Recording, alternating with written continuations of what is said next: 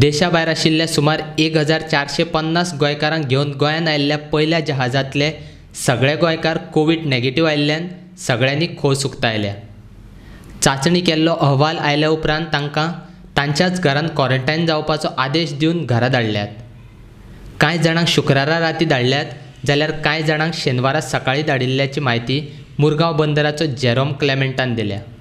Yesterday we received the reports of the sample collected from the district health authority, and based on the report further statutory clearances like custom clearance, because custom has to clear the baggages of these seafarers, thereafter the immigration clearance.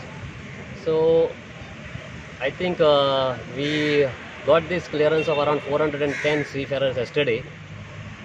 And today also we have started early morning. By 4 noon we are going to complete the entire disembarkation of this, and then they will be sent to the quarantine as per the laid down SOP. Ship केन्ना वयतली? Once entire crew disembark, most likely today tentatively it is planned to shift this vessel or sail this vessel out around 2000 hours, sailing which may be tomorrow morning.